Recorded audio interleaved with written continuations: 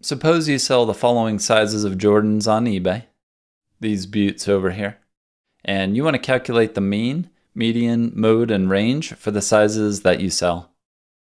Well, the mean is the same thing as finding the average, so you could just add them all up and then divide by how many you have. 6 in this case. The median is the same thing as finding the middle number. You could put them in order from smallest to biggest, and then work your way into the middle number. The mode is easy because that's just the one that shows up the most or the most often. And then the range is the biggest number minus the smallest number. Okay, the mean, two-step process. We'll go ahead and add them all up. 68.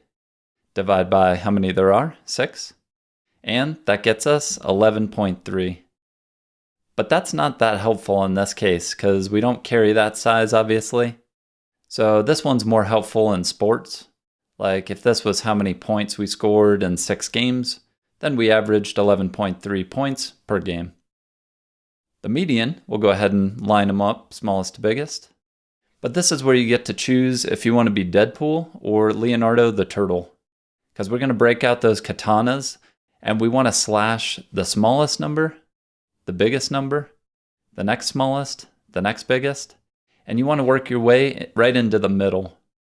But if there's 2 numbers in the middle, then you want to go right in between those ones there.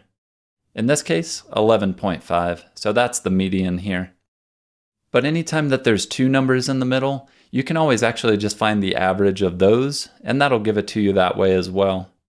So we could do 11 plus 12, 23, divided by 2, and that also gets us 11.5. Okay, the mode, the one that shows up the most often, you know it, 13. And that's arguably the most important if you're selling clothes or shoes, because you just want to know what sells the most. And finally, the range, biggest, 13, minus the smallest, 9. So that gets us 4. And that tells us how spread out the sizes are. So in other words, you could go up 4 sizes from the smallest up to the biggest. So on the next board, feel free if you want to pause and try with the dude's bowling scores here. The mean, we'll go ahead and add them all up, and that'll give us 813, divided by how many there are, 5 in this case. And that gets us 162.6. Not bad at all. But what does that tell us? Well, it's the same thing as if he bowled that on all 5 of his games.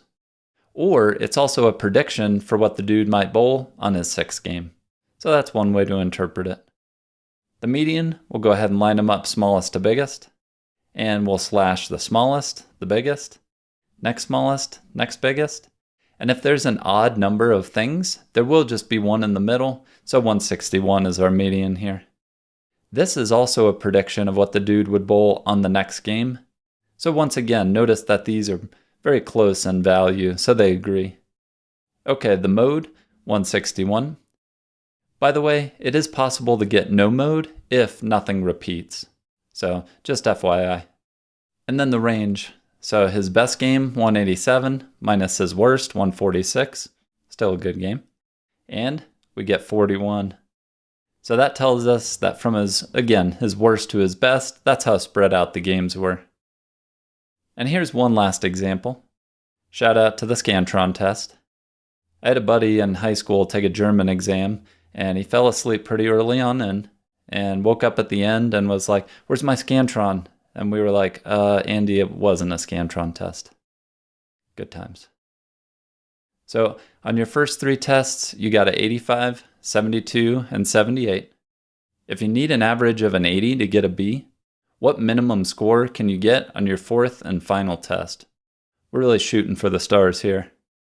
Now, because they give us the average, we could add the 3 that we have taken so far, plus one of the answers, and then find the average of those ones. So let's pretend we do super well, we get a 95. Okay, adding those, we get 330. Divide by the 4 tests we took, we get an average of 82.5. But we don't even need to do that well, because we're shooting for that 80 on the nose. So let's pretend we did a little worse. Let's say we got an 85 on our 4th test. Let's try to find the average of that instead. Replacing 95 with 85, that'll add up to 320 this time. Then dividing by 4, we get 80. So therefore, that's the minimum score we could get to still maintain our B. But what if it wasn't a multiple choice?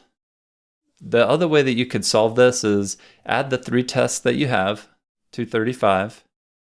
But when you get an average of something, it's the same thing as if you got that on all of your tests. So just multiply that by 4, and that's what we need to get up to 320.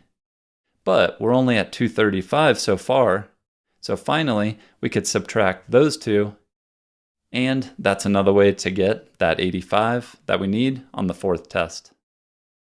Go forward with your katanas and do some damage. Toodles.